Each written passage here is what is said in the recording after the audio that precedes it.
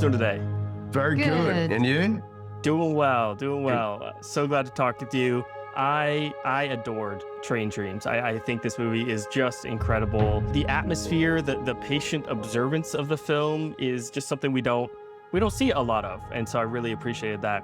I'd love to hear from both of you about working with Clint, especially to help you both sort of grasp on to the rhythm of this film and how the meditative pace of this movie would come through in your performance. Joel, I'll start with you. Well, Clint just, let me start by saying he's a wonderful person. I know he's a wonderful writer. Then I realized he was also like a very special director, but he's also like an excellent person. And I think that third thing matters a lot to a situation like film, which is so collaborative. He manages to kind of set the environment in a very well-planned way that allows for a film that's not only very intentional, but allows itself to have moments of freedom and life kind of woven throughout in an improvisational way.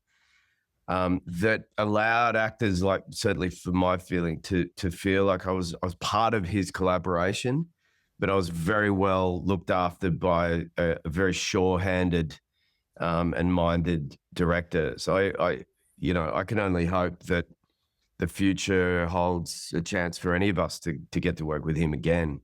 Felicity, was your experience the same? Yeah, I mean, Clint's he's got such a confidence. He has a really strong sense of where the scene should go or what he wants to achieve, but he's not intimidated by contributions from others. He is incredibly collaborative. But he's fun as well. He's easy to get along with. He's quite special. Yeah. Well, the physicality of these performances, I think, stands out as well. Joel, how did, picking up those axes and saws help you really like embody Robert and get connected to this character? It felt pretty good, to be honest. I feel like, secretly I don't see myself as that tough or capable, but movies allow me to pull the wool over people's eyes, you know what I mean? But I feel like I could plug into being a lumberjack quite suitably well. I had the confidence that, and part of movies or movie making to me is it's like the pleasure is getting a kind of spending a moment in somebody else's shoes, and I've had the pleasure over the years of learning a little bit of bricklaying and, a bit of mixed martial arts, and here, sort of get a window into the world of logging. And living out in the wilderness was a great physical challenge. Well, and Felicity, for Gladys, I mean, what I love about Train Dreams is, in many other films, it would be about what Robert is going to do in building the great future. But here, he's really doing this to prioritize his family. It brings a lot of isolation for Gladys. How did this sort of perspective help you flesh out your character? Well, I mean, I felt instinctively that a lot of her life must be quite tedious and quite a struggle. And, for those frontier people really battling the elements and your survival, just how dependent you would be on nature and having to hunt and fish and shoot and grow your own food. And that's partly why I was so attracted by that world and that role, this sort of exploration of nature, really, and how, we have to respect nature and nature will respect us back. Well, our time is short. Very last question before I let you go. This movie made me want to go and be a part of nature and just go and connect to the earth more than I typically get a chance to. For both of you, where do you connect to the earth? Is there a place that you love to go and experience nature and kind of connect back into the earth? I love going to the beach, being near the sea. I find, as much as I like going for a country walk or being in the countryside, I think being next to water, somehow the sound of waves, and that's the thing that resets me and anchors me. Yeah, I'm the same. I like going for a really early morning surf in Australia. And that is very grounding, very grounding. Amazing. Well, I can't wait for more people to see Train Dreams and experience this. Felicity and Joel, thank you so much for your time today, and thank you for the film. Thank you. Clint, my friend. Where you been, Matt? Good seeing you, man. How you been? Good seeing you too. I'm good. I'm making a little tea while we talk. Okay, no problem. Let's make some tea with this conversation, shall we? Okay. So I'm so excited to finally get a chance to talk to you about Train Dreams on an official level. As you know, I saw this film back at Sundance. I was greatly anticipating it following the release of Sing Sing last year, and also Jockey. It feels to me like you and Greg have been on this roll of momentum where each film keeps getting a little bit more eyes on it, a little bit bigger, a little bit more recognition. Is this a trajectory that you see continuing to grow, or do you want to continue staying like in the independent space?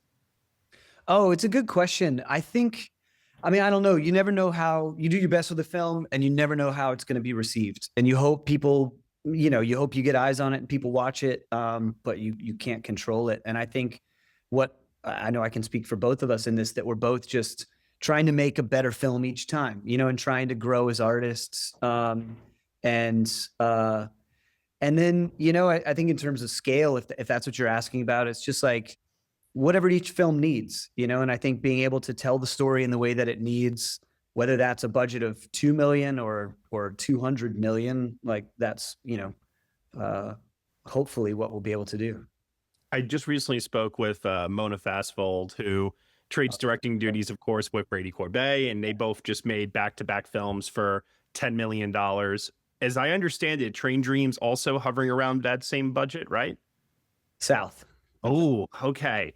So my question to you regarding that then is, if you had had double that budget number, would you have done anything differently? Yes, many things.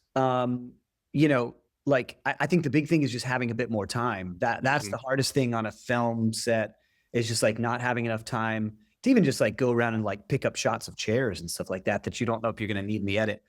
But at the same time, this film, so many of the things that are like interesting creatively about the film came from those limitations.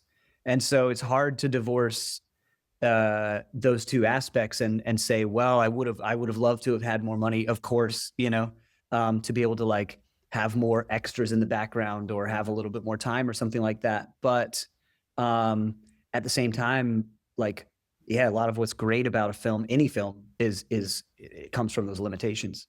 Yeah, creativity can be born out of being backed into a corner sometimes, which, 100%. yeah, I completely agree. But you have a lot of challenges in this one. Big set pieces involving fire. You've got to recreate the time in which this movie takes place and transport us back. Now, granted, I remember you telling me, thankfully, much of this movie takes place outdoors. So Yeah, right. Yeah. So nature's doing its thing for you in that regard. But I am curious to know, kind of jumping on that, the trees themselves, you have a lot of moments where trees have to fall on other people. Yeah. How much of that is utilizing real trees versus a production design tree, if you will?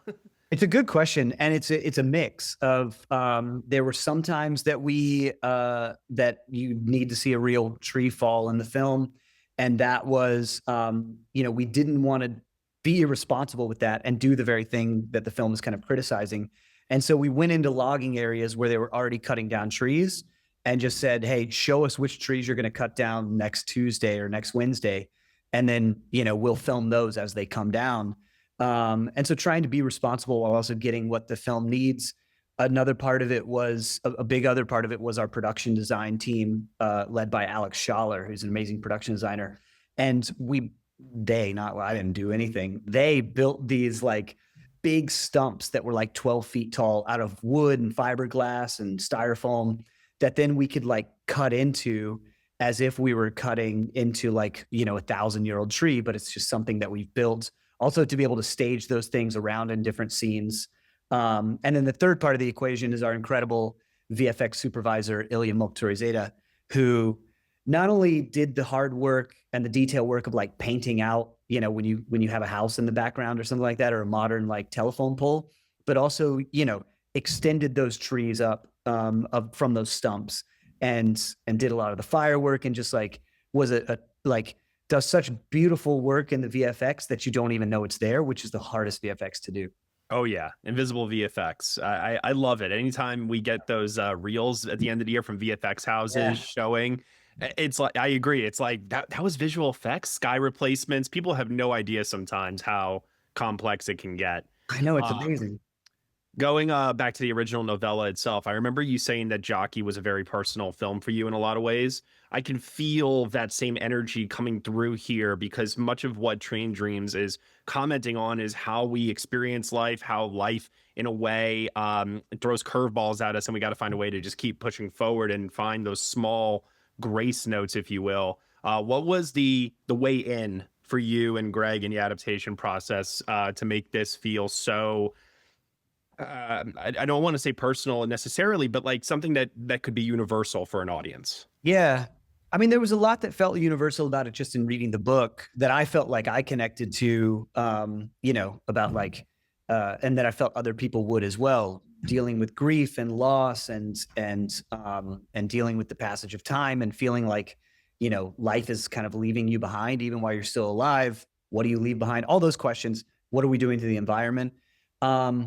But I did feel, I felt like it was just speaking personally about it. I felt like it was a good vehicle to discuss and to interrogate things that I wanted to think about and wanted to discuss as a person and as an artist. And I grew up, very entwined with the land and with nature. And yet now I live in a city and live very disconnected from it. And there were a lot of things like that and dealing with my own loss in life and things like that yeah, it felt like it feels equally as personal to me as Jockey does, just in different ways. Yeah. Um, when you have for this story, what almost seems like a biopic, even though Robert Grainer is not a real person, so we're in Tar territory or brutalist territory here with this sort of thing. I am really curious though, because most people feel that these movies that have to encompass a life need to be like these 3-hour long epics, and your film clocks in at just a little over 100 minutes long.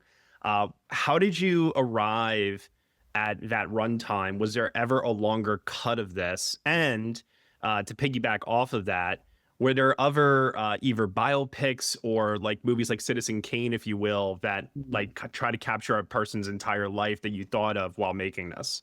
Yeah, good question. There was a much longer cut. The first cut was like 2 hours and 40 minutes long. Oh man. And it's a much less interesting movie than what's here. I think it was just, there's part of like just listening to what the film wanted and trying to also capture the feeling that I had, and I think a lot of people have reading the book. The book is only 117 pages. Mm-hmm. You feel like you've experienced this entire life.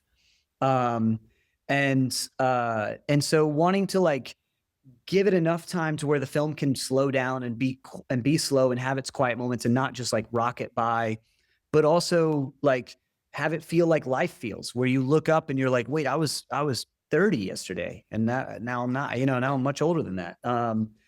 And I remember when I was like getting like in the edit, I was, watching films as inspiration, and I was watching a couple Bergman films, and I was like, holy shit, what this guy does in like an hour and a half is Mm-hmm. like, I love a long film. I love, Andrei Rublev and Seven Samurai, and I could watch 2 more hours of each of those films. But then also there's something really beautiful about like economy. And it's just whatever each film needs.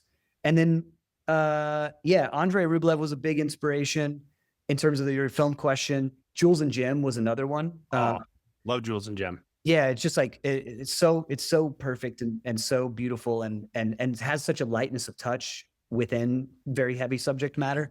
Right. And then more recently, Benjamin Button is a film that I just adore, and I find myself just like anytime I come across it, I just like stay in it for the rest of however long it's on. That movie literally gets sadder the more I get older and revisit it every time.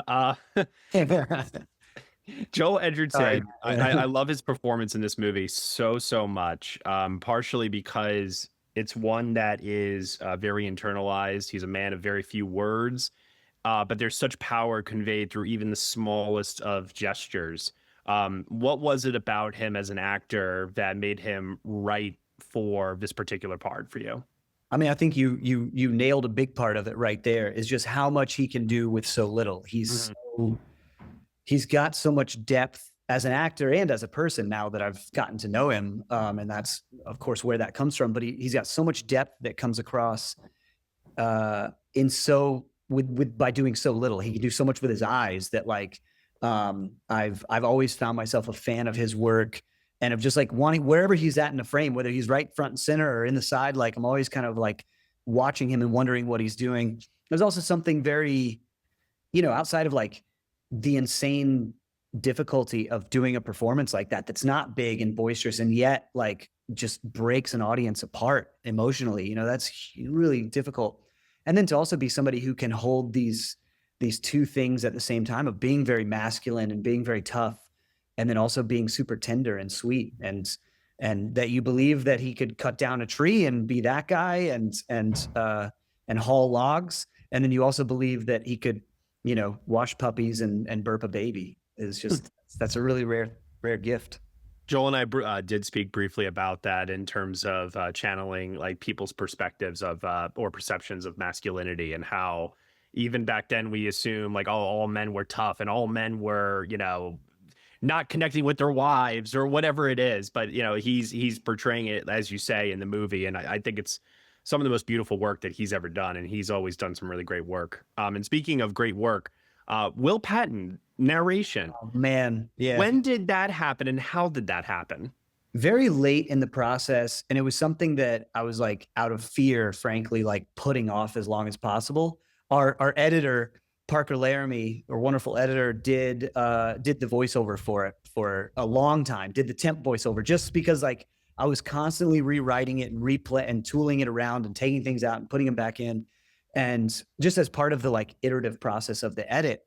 And then we got to the end and we were very close. We had already gotten into Sundance and we were finishing up the edit, and we were like, we're like down to the wire on this. And Will Patton, not only had he done the audiobook of Train Dreams, but he was also a good friend of Dennis's. And he just had such a, like, his voice, I don't have to describe it for those of you who've seen it, but if you haven't, like, his voice is it has a perfect timbre to it, where it's like, it's childlike and kind of has some magic to it, but it's also, you can feel the years on it, and it's gravelly and like, I really wanted the narrator to feel like its own character. Like if you had wandered into this bar in a logging town too late, and this guy comes up to you, who's had a couple beers, and is like, "Let me tell you about this guy, Robert Trainier." And my my last question to wrap up here, kind of tying it back to what we said at the very beginning, with this trajectory that you're on right now, and given the success of Sing Sing last year, resulting in your first Oscar nomination as well, I have to imagine that things may have felt a little bit easier in terms of this film rolling out into the world and getting some eyes on it, if you will. But I just want to know, like, what is this like reflection point for you right now, where Jockey was well received, Sing Sing received maybe a little bit more, and now Train Dreams on Netflix, where millions of people are going to get a chance to see it. How are you feeling about what is clearly, for me on the outside looking in, a turning point in your career? Oh, thank you for saying that.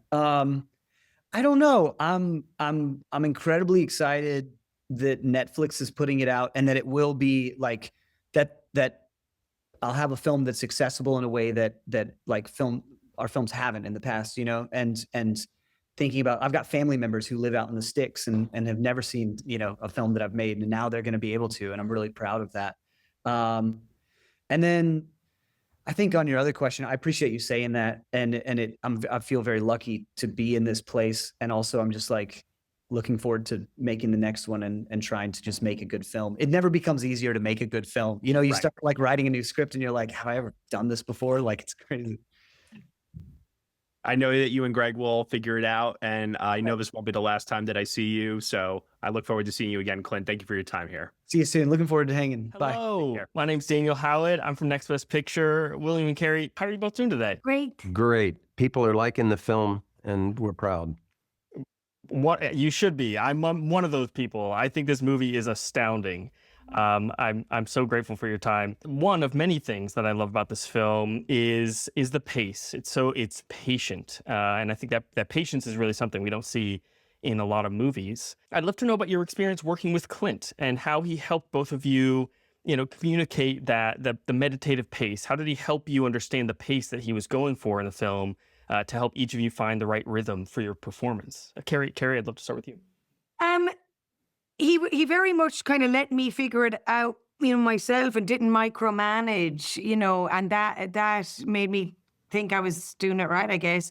But I funnily enough, at the Q&A recently that we did, the editor spoke about that he wanted to set the pace like breathing, which I was like, oh, wow, that's so beautiful. Like, that's how to describe it. So pacing wise, I didn't feel like that was something I was aware of, like that wasn't really my job to be aware of that. It was more being truthful in the scene, really. And Clint sort of helped me to the point that I needed help, and then kind of was disappeared. Like, it was just me and Joel and the camera guy, Adolpho, who was our lighting guy, kind of somewhere, but he kind of stepped back. He did.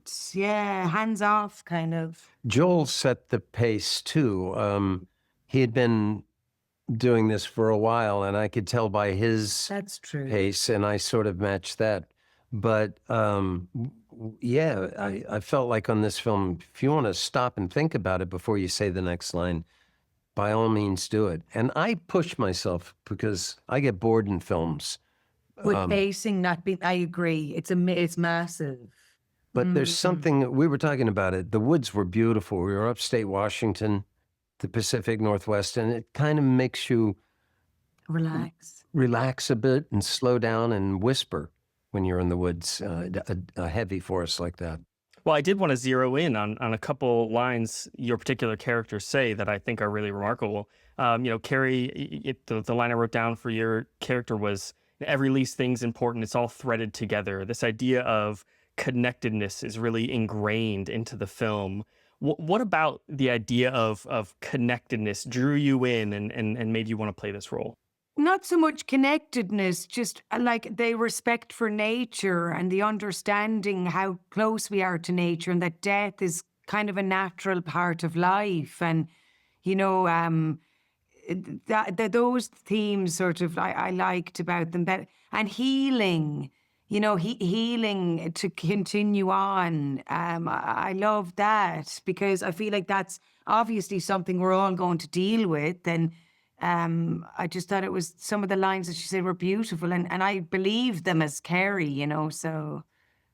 One of the threads that I love is that this is the America that I'm so proud of. Our character comes from the founding of the West, and the OK Corral, shoot 'em up things. That's Hollywood bullshit. That didn't really happen. This did happen, and so it makes me feel proud for the stalwart, stoical, hardworking men and women who settled the West, and they did it heroically. And it was rough. Absolutely. I think it captures that really, really well in the film. Well, our time is short. Last quick question before I got to let you go. This movie just makes me want to go and be in the woods and actually feel a part of nature like so many of these characters do. Do you have a place where you go and feel that sense of connectedness to nature, to the earth? Yeah, I live in Colorado. I'm out in and I've got a little place in Vermont. Ain't a neighbor for a mile or two. Yeah, same as that. We're very similar. I have a place in Washington State where we shot the movie, and just being in nature and being around animals, particularly. I just like, I know they're so in the moment, and their love is so like true.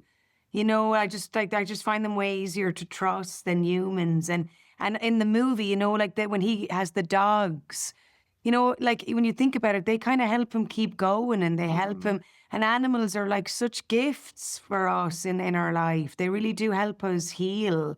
So I'm so glad you felt the need to be in nature. I was kind of hoping people would feel that. Absolutely, I did. Well, I can't wait for more people to discover the film. William and Kerry, thank you so much for your time today. And again, thank you for the film. You're welcome. Thank you, brother. Nice to see you today, Adolpho. Gorgeous, gorgeous looking film. I guess first and foremost, the thing I most took away from this project was that My understanding is that you guys did not have a particularly large budget to work with, but this film looks gorgeous and it looks much more expensive than it is. So I guess generally tell me a little bit about working to make a movie that looks this good and has kind of some large set pieces like a bridge someone gets thrown off of and trees that are falling where you've strapped in the camera. Tell me about making a movie that looks like this on what was a fairly small budget. Well, first of all, thank you for the kind words. But I feel like it's a lot of planning and having an amazing crew in all possible departments, and also trying to figure out what it's actually going to be featured on screen. So you spend the money in the correct place, basically, and allowing yourself also time during prep to plan it as best as possible, but also be open to change things last minute and improvise and catch something that nature is giving you or the locations are giving you. So I feel like we learned so much from that, Clint and I, on Jockey, because it was even smaller. It was Right. a smaller movie that we realized that actually embracing shooting on location and making that be valuable was so key back then that we just wanted to enhance that on Train Dreams. And so we decided to shoot everything on location. Our department was led by Alex, the production designer, did an amazing job building that cabin on set. So everything that you see is actually real and everything feels real.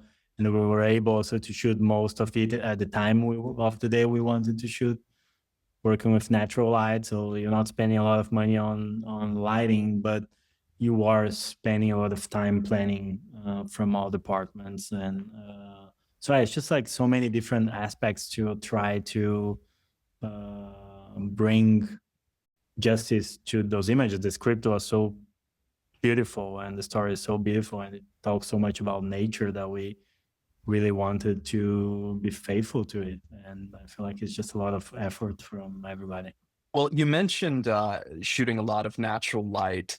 So a lot of this film is shot at the golden hour. It's very Terrence Malick looking. Tell me about the difficulty of managing, I guess, to make sure you got all the coverage you needed for a given scene when you have, it's called the golden hour for a reason, when you have about an hour. Yeah. I think it depends on how much coverage you want to get. And I feel like Clint and I usually don't like a lot of coverage anyway. We kind of like to do the decisions on spot and I'll leave it later necessarily for the editing. So because of that and because we always think that a lot of things come in the moment, we don't necessarily need a lot of time for most of the scenes, and having a cast that embraces that and know that sometimes they're not going to have a lot of takes, it's also key. And I feel like everybody was on board and knowing, okay, if we just have 5 takes of this means we need to deliver everything every single take, and let's make it work. And I feel like you get in a rhythm that everybody kind of enjoyed doing that, actually, because you know that you don't need to deliver the same line again and again and again, and that's gonna be it. And I feel like because we had a tight schedule, so there's no other way we could actually have shot it. We had 2 hours to do a scene regardless. It doesn't matter if it was at dusk or in the middle of the day. And then because we had, as I said, because we were shooting locations, we were able to be inside when we didn't want it to be outside, and also sometimes just rehearse in advance and then shoot it in a smaller amount of time. So when you had some of those golden hour shots, would it basically be you had everyone waiting and then it hits like 6 o'clock and you're basically like, go, go, go, go? Yes. Sometimes, I mean, a lot of times we were shooting something else and then when either inside or whatever, and then we would just like run outside and grab moments, especially those more improvisational moments with like Felicity and Joe in the cabin. A lot of that just came as in the moment, and we shot it in for like 15 minutes. But a lot of scenes were planned to be at that time of the day, and we would sometimes rehearse or wait. And sometimes we would have even planned. There's this scene with Joe and Kerry at the fire tower talking in the balcony that we actually planned to shoot it for longer because it's such a long dialogue. So we wanted to give us a bit of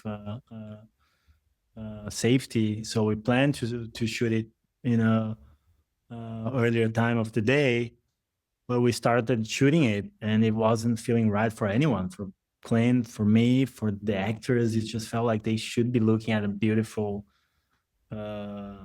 landscape, but from that amazing point of view, it relates to what they are talking to us, so that we just decided to stop and wait. So everybody was waiting. Of course, a lot of people were nervous about it, but we just waited for like an hour. And then we came back and started from scratch, and we shot the whole thing in maybe an hour, and it just worked. So yeah, a lot of waiting and running at the same time. Now, one thing I thought was great was you have these shots basically from the POVs of a tree where you seem to have strapped the camera on and it falls. Did you end up going through some cameras, or did they survive that? How did you capture that? Well, we did think that it might go wrong. So we had that in mind, and but that shot was really important for us. So we decided to see what happens. Bring the camera to a tree, and it is actually really impressive when you watch a real logger do their job, how precise they can be, and they can pinpoint the tree to whatever they want. And we made sure no one was around it anyway. But in that case, we just told him where we wanted. We strapped the camera on one side of the tree, and the tree just fell exactly where he told us it would go. So the camera was perfectly fine, but when we were lucky. But yeah, we knew that we might lose that camera. It survived. That's incredible. Right. That was a bonus. Now, another scene that I kept thinking, how did they do this, was the forest fire scene. Yeah. I assume there's some CGI, but I also assume you had some real fire there. So tell me about shooting that sequence. Well, that was a real challenge for us because everything else on the movie that involves fire is real fire, from the candles to the campfires or the gas lamps. Everything was lit by real fire. So for that scene, we did need VFX, and we did need to put lights because we couldn't burn a forest down, obviously, and we wouldn't. So it was an extensive work of testing different lighting and building a rig, like a huge wall of lights, to have the perfect color temperature and the right flicker, different temperatures depending on the height of the lights to mimic the fire as it goes higher, and the how the color changes, basically to match everything else on the movie so it doesn't pop out as a different feel. And an extensive work afterwards from VFX to change that for real fire, but also a lot of SFX work on ground with smoke and sparkles and wind and everything to make it feel as grounded as everything else in the movie. And then when you see that same fire through Gladys' perspective, Felicity Jones' character, we wanted to shoot it with slower shutter speed and slower frame to conceive a bit of that dreamlike quality to it. And we had seen Wonka Wise, Chungking Express opening sequence with that same feeling, and we wanted to do the same.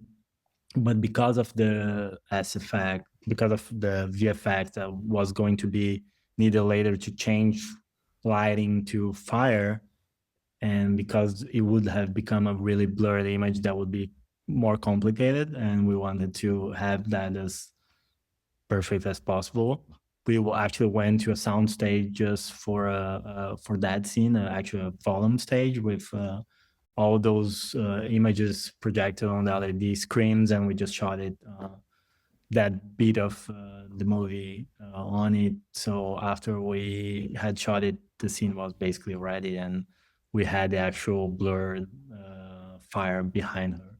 Yeah, that's a very haunting sequence. I like also, there's another one that, you have, I guess, a lot of recurring motifs in the film that end up being pretty hallucinatory. The fire is one, but another one is like the title.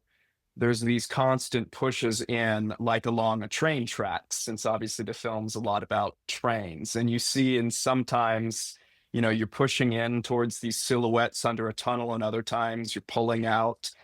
Tell me a little bit about, I guess, using tracks and dollies to kind of recreate the idea of a train from the camera's perspective throughout. Yeah, there's something metaphorical about like a train passing and how life passes, and those moments that pass by, and sometimes super fast, sometimes slower. And because we wanted to convey that memory quality to the movie, like watching people's memories, and felt like watching those images sometimes just pass by, felt right. And also sometimes, especially during the dream sequences, to have then in a different way the light of a train passing by, like the train is passing by while you were there. So for those scenes, we had the light passing, and for some things we had the camera passing itself, or either leaving the characters or going towards them, just to convey that feeling of life passing by. You mentioned earlier that the cabin interior was something the production design team built. Was that fairly difficult to light, since there's a lot of very dark, low lighting sequences shot indoors, a lot of very important sequences shot indoors? It is challenging. It came a lot to planning, and I was working with Alex when she was building the cabin to not only find the ideal spot for the cabin, but its direction, depending on what the sun was doing at that time of the year, but also with like what windows we should put and what we should have, but also choosing the right times of the day to shoot those scenes. And it's a lot of collaboration with all departments because of that, because you need to have a tight relationship with our department, a tight relationship with the AD department, the production, so everybody kind of allowed that to happen. And also, I think not being afraid of it. I feel like sometimes not having a field light might sound scary or anything like that, but that's how real life is. You don't have a field light. That's a good line to end on. Well, especially for a film about like surviving life's hard knocks. So thank you so much. Really gorgeous work. And I know us at Next Best Picture, and I'm sure all over the internet, everyone's rooting for you to get that Oscar nomination. Oh, thank you. I love the website. I keep watching it, and I like sometimes it just feels unreal to see my name there. But yeah, it's cool. Thank you so much. Have a great rest of the day.